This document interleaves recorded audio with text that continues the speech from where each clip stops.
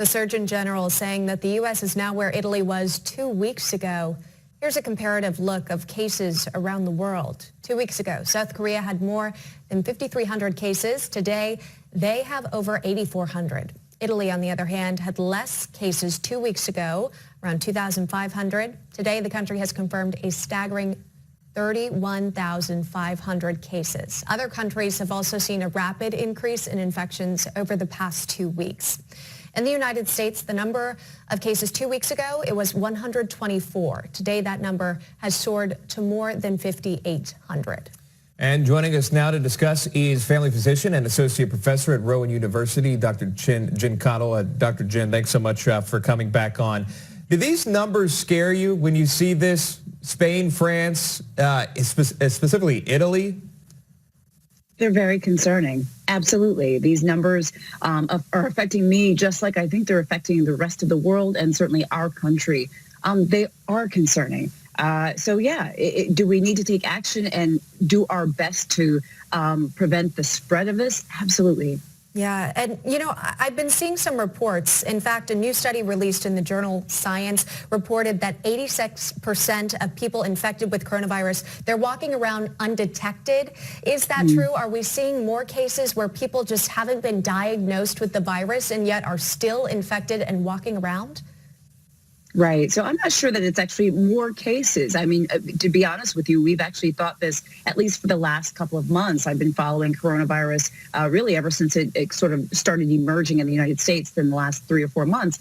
We've suspected that we've had asymptomatic cases, that is, people who don't have symptoms, but however have been infected with the virus, walking around and likely spreading it to others. That has been something we have suspected and feared, of course. So, you know, that's not entirely surprising, and we should, I think, assume that that's happening.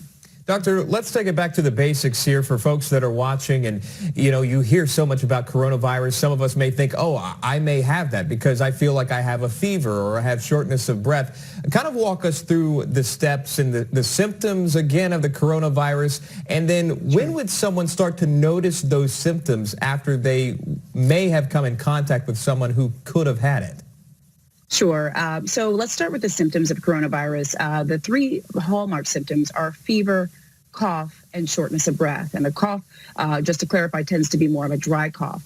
Now, you can have other symptoms. Some people end up feeling like they've got a little bit of the flu, where they may have muscle aches and pains. They may feel a little bit fatigued. Some people actually might get a little bit of a runny nose, feel like they have a cold. But the hallmark symptoms are this fever, cough, and shortness of breath. Now, in terms of how long it takes for the virus to start producing symptoms in your body, and we call that the incubation period. It's anywhere from 1 to 14 days after being exposed, but we feel like the median time period is probably around 5 days or so. After you're exposed, many people start exhibiting symptoms. What we tell people is that if you develop symptoms of any of that, you need to call your doctor, because what we'll do is we'll start going through with you things like, okay, what are your symptoms? How long have you had them? Have you been in contact with anyone who's been diagnosed with COVID? Have you traveled, et cetera? And we will help you figure out what needs to be done. Yeah, obviously those healthcare workers putting in long hours. I have family in the medical field.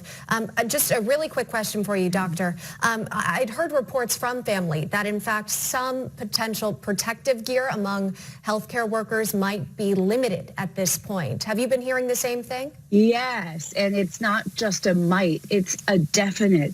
You know, I'm actually talking to a lot of my healthcare colleagues every day on Facebook, social media, et cetera. I am repeatedly hearing throughout the country that there are shortage after shortage after shortage, what we call PPE, that's personal protective equipment. That's things like face masks, that's the face shields, that's gloves, that's the drapes and things like that, that physicians, nurses, other healthcare providers need to properly care for patients. This is something I really want to wave the flag for. I know that our administration is doing a lot to help this. I want to encourage us to continue doing what we're doing and even more, and also really invest in resources for our doctors, nurses, and other healthcare professionals. We need the equipment that's appropriate to take care of patients. Yeah, definitely. Now more than ever. Dr. Jen Caudle, she's the family physician and associate professor at Rowan University. Doctor, thanks so much.